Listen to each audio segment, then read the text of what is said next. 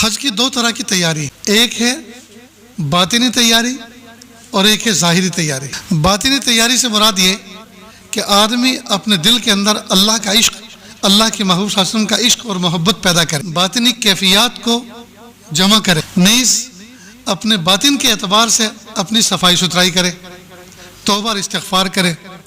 किसी को मार रखा है, पीट रखा है, किसी की इंसल्ट कर रखी है, किसी का कुछ हिस्सा दबा रखा है, ये हुकूक़ुल इबाद हैं, इसलिए रो धो के माफ़ी मांग ले, उसके सामने जाकर बराह रास्त माफ़ी मांग ले, मामला साफ़ कर ले। और इसके अलावा ये कि अपने अंदर कैफियत तैयार करे, इसलिए कि हज के अरकान जो हैं वो तो गिने चुने हैं, उंगलियों पे गिने जैसे हैं। और ये हज ऐसी इबादत है, ऐसी अलबेली इबादत है कि दूसरी नमाजों में तो इतनी सारी कंडीशनें हैं, खामोश रहना, नजरें झुका के रखना।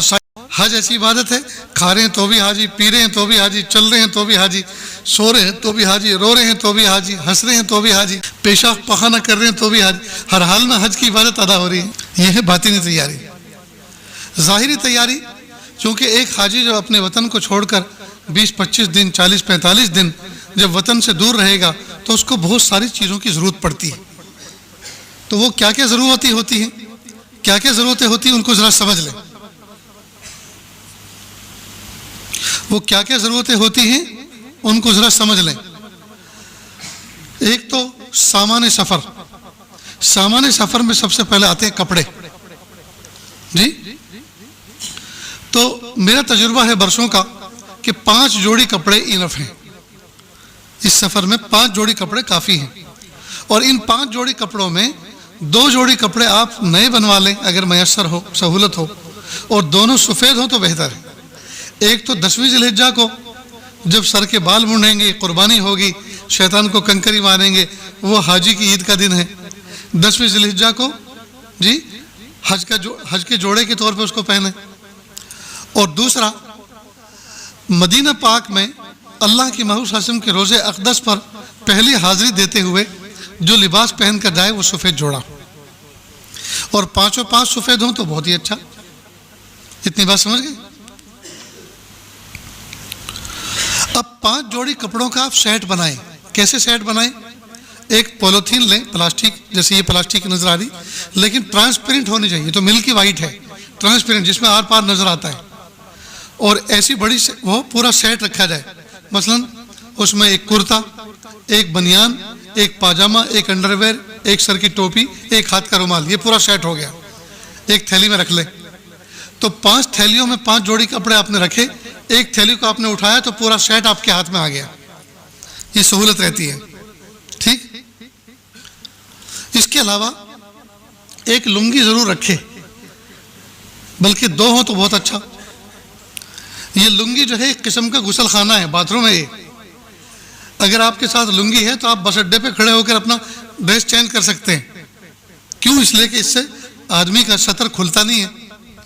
जैसे बाथरूम में जाकर आदमी कपड़े चेंज करता है, तो लुंगी की मौजूदगी में आप बरसरे आम भी लिबास चेंज कर सकते हैं, इसलिए कि लुंगी हमारा सतर को छुपाने का बाइस बनती है। तो 2 लुंगी साथ में लें। कपड़ों में और लुंगी में और ये जो चादर वगैरह कई बातें आएंगी आगे, एक उसूल याद रखें, हल्की फुल्की लें। ये सारे के सारे वजन में हल्के होने चाहिए ताकि आप हल्के फुल्के रहें। इसलिए कि यहीं से आप भारी भरकम सामान लेकर जाएंगे तो फिर आप वहाँ से क्या तबर्रुक लेकर आएंगे। इसलिए कपड़े भी हल्के फुल्के होने चाहिए, लुंगी भी हल्की फुल्की होनी चाहिए। नीज़ एक तौलिए की ज़रूरत पड़ेगी बदन पोंछने के लिए गुस्ल करने के बाद।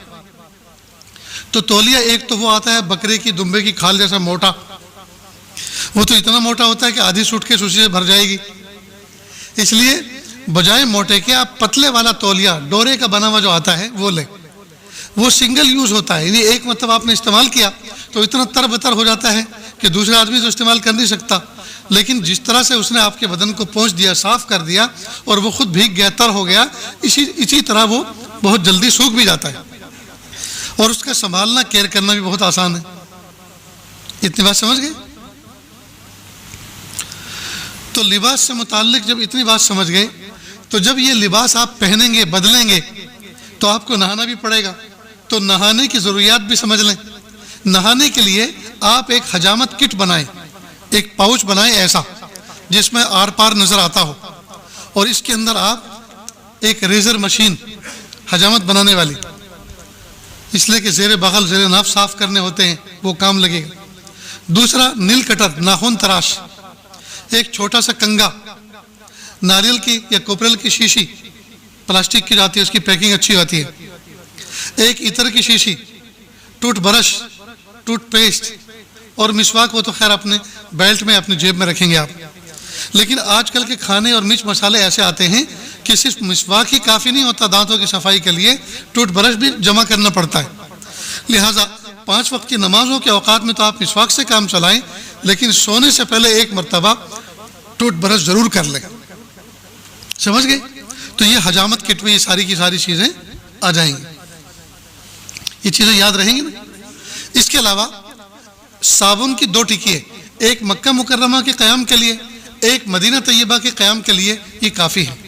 साबुन मिलता वहाँ भी है, लेकिन पहले दिन आप बाजार के चक्कर काटते फिरें और पहले दिन आप रियालों में खर्च करना शुरू करें, ये कौन सी अक्लमंदी है? जितना आप यहाँ से ले जा सकते हो लेके जाएं, लिहाजा यहीं से लेके जाएं। और साबुन साबुनदानी में लेकर जाएं।